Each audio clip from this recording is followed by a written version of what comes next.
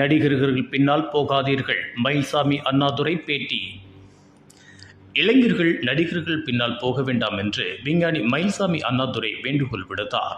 Chennai Meenambakkam AM Jain கல்லூரியின் 50வது பட்டமளிப்பு விழாவில் பங்கேற்ற விஞ்ஞானி மயில்சாமி அண்ணாதுரை மாணவர்களுக்கு பட்டங்களை வழங்கினார். அதனைத் தொடர்ந்து செய்தியாளர்களிடம் பேசும்போது, நாட்டின் சுதந்திரம் மற்றும் ஜனநாயகம் காக்க அனைவரும் வாக்களிக்க வேண்டும். யார் எந்த கட்சி இந்த சுதந்திரத்தை முன்னிறுத்துகிறார்கள் என்பதை யோசித்து முடிவெடுங்கள் என்றார். இன்றைய ஈரான் போர் சூழல் மாற்று எரிபொருளின் அவசியத்தை உணர்த்துகிறது. ஹைட்ரஜன் போன்ற எரிபொருள்களை கண்டுபிடிக்கும் பணியில் ஆராய்ச்சியாளர்கள் முன்னெடுத்துள்ளனர். நடிகர்கள் போதைப் பழக்கம் பின்னால் இளைஞர்கள் செல்வதை தடுக்க அவர்களின் குடும்ப சூழல், பள்ளி மற்றும் கல்லூரி என பல காரணங்கள் உள்ளது. இதில் பெற்றோர் முன்னுதாரணமாக திகழ்ந்தால் பிள்ளைகளும் அதன் வழியில் யோசிப்பார்கள் என்பதை அறிய வேண்டும் என்றார். கலந்து கொள்ளும் பொழுது அதிகமாக பார்த்தீங்கன்னா நிறைய இடங்கள் இப்போ பட்டமளிப்பு விழா போயிருக்கிறேன். போகும்பொழுது மாணவர்களுக்கு சொல்லுவது, இப்போ நிறைய வாய்ப்புகள் இருக்குது. வாய்ப்புகள் இருந்தாலும் போட்டிகளும் அதிகமாக இருக்குது. அந்த போட்டிகளுக்கு தகுந்த மாதிரி நம்ம பந்தய குதிரை மாதிரி நம்ம என்றைக்கும் தயாராக இருக்க வேண்டிய அவசியம் இருக்குது. அதுவும் இல்லாமல் கால ஓட்டத்துக்கு தகுந்த மாதிரி நம்ம வெளியே எந்த பணிக்கு போனாலும் அதை கற்றுக்கொள்ள வேண்டிய அவசியம் இருக்குது அப்படிங்கிறத நம்ம சொல்கிறோம். அதுவும் முக்கியமாக இளைய பாரதம் பாரதி சொல்லியிருப்பார்.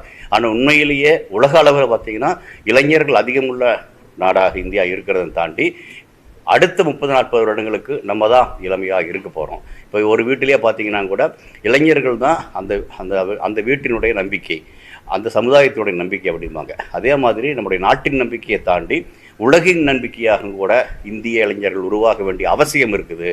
அப்படிங்கிறன்னா உலகத்தில் எங்கெங்கே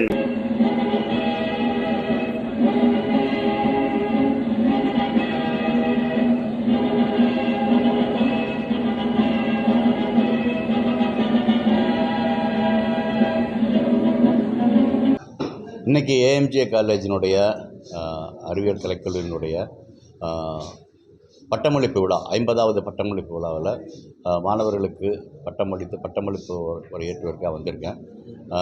கல்லூரி 70 வருடங்களுக்கு முன்பாக ஆரம்பிக்கப்பட்டிருந்தாலும் சென்னையினுடைய மத்திய இடத்துல நிறைய முதல் தலைமுறை பட்டதாரிகளுக்கு வாய்ப்புகள் கொடுக்கப்பட்டு நிறைய பேர் சமுதாயத்தில் பெரிய இடங்களுக்கு வந்திருக்காங்க. அந்த வழியில் இன்றைக்கு 50வது பட்டமளிப்பு விழா பேசும்பொழுது மாணவர்களுக்கு அதை சுட்டிக்காட்டி, அதுவும் இப்போ காலம் மாறி வரக்கூடிய காலகட்டத்தில் இப்போ புதிதாக வரக்கூடிய வாய்ப்புகளும் சவால்களும் என்ன அப்படிங்கிறத முன்னெடுத்து சொல்ல முயற்சி பண்ணுறேன். அதனால் இங்கே பல துறைகளும் படித்து வந்த மாணவர்கள் எல்லாமே எப்படி சமுதாயத்தில் சேர்ந்து இன்னும் மாறி வரக்கூடிய இதில் வரக்கூடிய வாய்ப்புகளை எப்படி சரியாக பயன்படுத்தி கொள்ள முடியும், மாறி வரும் காலகட்டங்களில் எப்படி அவங்கள தன்னை தயார்படுத்திக் கொள்ள முடியும் அப்படிங்கிறத நோக்கி அவர்கள் இன்றைய பயணத்தை, ஏன்னா பட்டம் வாங்கி வெளியே போகும்பொழுது இது ஒரு தருணமாக இருக்கும். ஒரு திருமண வாழ்த்து, அப்படி திருமணம் பண்ணி அது மேலே அடுத்த வாழ்க்கையை அப்படிங்கிறது இளைஞர் தனியாக இருந்து ஒரு திருமண வாழ்க்கை ஆரம்பிக்கிற மாதிரி பட்டதாரியாக வெளியில் போகும்பொழுது அவங்க எப்படி உலகத்தை பார்க்கலாம் அப்படிங்கிறத சொல்ல முயற்சி பண்ணுறோம். அதற்கான வழிமுறைகளை கல்லூரி நிர்வாகம் கொடுத்துருக்காங்க. இதை வச்சு நம்ம சொல்லும்பொழுது இதை இன்னும் மாணவர்களுக்கு போய் சேரணும். இன்றைக்கி இந்த கல்லூரியில் பேசினாலும் இந்த கல்லூரியை தாண்டியும் கூட பல மாணவர்கள் இளைஞர்களுக்கு தெரிந்து கொள்ள வேண்டியதை ஊடகம் வழியாக நீங்கள் பொழுது அதை எடுத்துக்கொண்டு செல்லும் பொழுது இன்னும் சிறப்பாக இருக்கும் அப்படின்னு பார்த்தோம். அந்த அளவுக்கு இந்த வளாகத்தை தாண்டி வெளியும் போவதற்கான வாய்ப்புகளை நீங்கள் உருவாக்கியிருக்கீங்க. உங்களுக்கு என்னுடைய வாழ்த்துக்கள். சார், தற்போது இருக்கக்கூடிய இளைஞர்களோட மத்தியில் பார்த்தீங்கன்னா இந்த போதைப் பொருட்களோட புழக்கம் அதிகமாக இருக்குது. சென்ற தலைமுறையுடைய இந்த தலைமுறையான மாணவர்களோட அதுவும் புதிய விதமான இந்த மெட்டமேட்டிக் இந்த மாதிரி பொருட்கள்லாம் யூஸ் பண்ணிட்டு இருக்காங்க. இது மாணவர்களுடைய வாழ்க்கையை எந்த அளவுக்கு பாதிக்குது? இதிலிருந்து அவங்க மீண்டு வரணும்னா அவங்களுக்கு ஒரு அறிவுறுத்தல் என்ன சொல்லுங்கள்? இல்லை, அதுதான் நிறைய இடத்துல நான் சொல்லியிருக்கிறேன். என்னுடைய அப்பா அம்மா நான் இந்தந்த வேலையை செய்யக்கூடாது, இதை செய்யணும் அப்படின்னு நினைக்கும் பொழுது நான் அப்பாவை பார்த்து எப்படி நான் கற்றுக்க வேண்டியது இருக்குது. எதை செய்யணும், எதை செய்யக்கூடாது. ஏன்னா அவர் செய்யாத நான் செய்ய போகிறதில்ல, அவர் செய்கிறத நான் செய்யலாமோ அப்படிங்கிற எனக்கு ஒரு தூண்டுதல் வரும் இல்லையா. அது மாதிரியான சூழ்நிலை வீடு உருவாக்கக்கூடாது. முதல்ல அவங்க சிறு வயதிலிருந்து வர்றான் அப்படின்னா அதிகமாக பார்க்குறது அப்பா அம்மாவை பார்க்குறான். அப்பா அம்மாக்கள் என்னை பொறுத்தளவுக்கு முன்னுதாரணமாக இருக்கணும். அப்போ வீட்டை விட்டு வெளியே வந்தாலும் கூட அந்த பையன் அப்பா அம்மா தான் என்னுடைய இது அப்படிங்கிற மாதிரி நோக்கில் பண்ணாங்கன்னா சரியாக இருக்கும். ஏன்னா அவன் தனிப்பட்டதாக உருவாகிறது இல்லை. அவனை வளர்த்து விடும் பொழுது, அவன் வளரும் பொழுது என்ன பார்க்குறானோ, வளரும் பொழுது என்னது மனசில் போகுதோ அது வந்து அவனை பாதிப்பதற்கான வாய்ப்புகள் மிக அதிகம். முடிந்த அளவு அப்பா அம்மா வந்து முன்னுதாரணமாக இருப்பதற்கான ஒரு நிலைமையை உருவாக்கணும். ரெண்டாவது, சமுதாயம் அதே மாதிரி தான். பள்ளிக்கூடத்துக்கு வர்றாங்க, அதே மாதிரி கல்லூரிகளிலும் கூட அதே மாதிரி போகிற மாதிரி இருக்கணும். ஆசிரியர்களோ நிர்வாகமோ கிட்டத்தட்ட அதே மாதிரி இருந்தாங்கன்னா அதை பார்த்துட்டு போகிறாங்க. ஏன்னா பாடப்புத்தகத்தில் படிக்கிறத தாண்டி, வகுப்பறையில் சொல்லிக் கொடுக்குறத தாண்டி, தன் வீட்டிலையும் வெளியிலையும் என்ன பார்க்குறோமோ அதனுடைய பாதிப்பு தான் அவங்க என்னை பொறுத்தளவுக்கு. ஏன்னா நம்ம போய் கண்ணாடியில் பார்க்குறோமோ, கண்ணாடியில் நம்ம முகம் தான் தெரியும், வேறு முகம் தெரியாது வருதில்லை.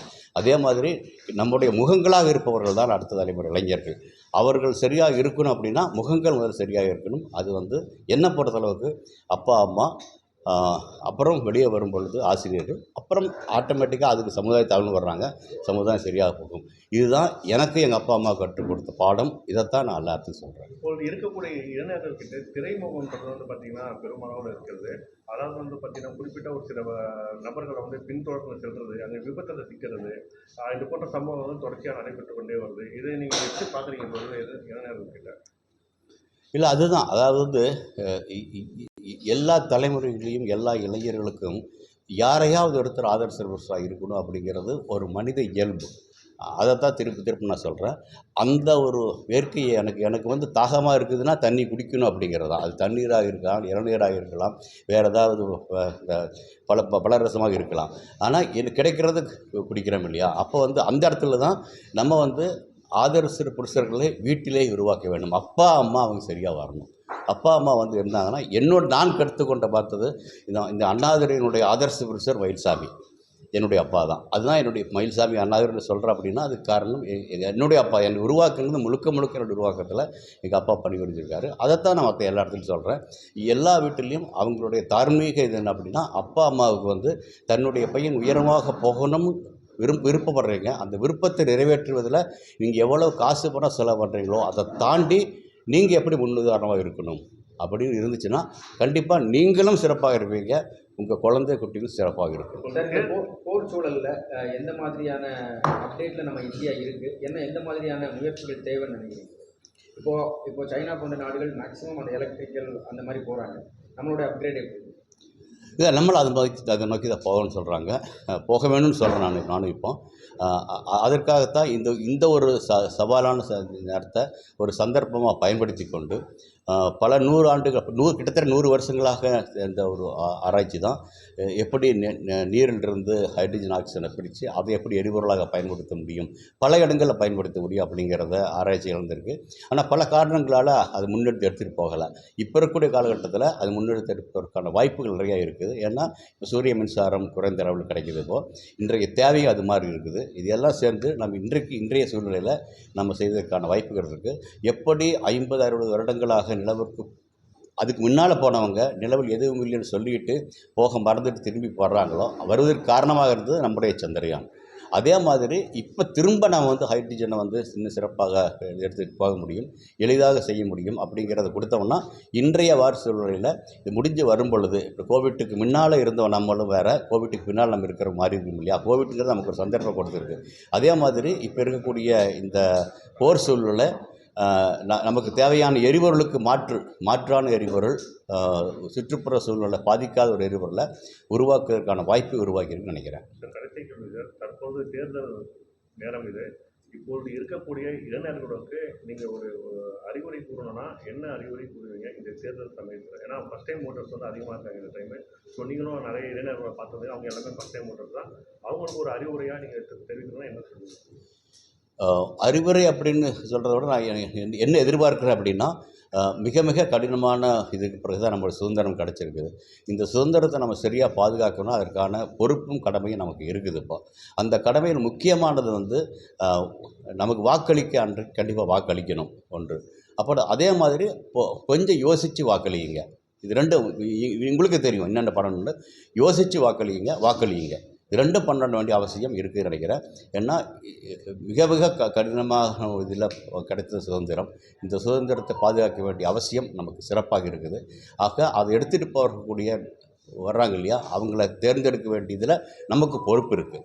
அது முக்கியமாக. இது போன்ற உள்ளூர் செய்திகள், மாநில செய்திகள் மற்றும் பயனுள்ள தகவல்களை உடனுக்குடன் தெரிந்து கொள்ள GST ஆன்லைன் மீடியாவை இலவசமாக சப்ஸ்கிரைப் செய்து கொள்ளுங்கள்.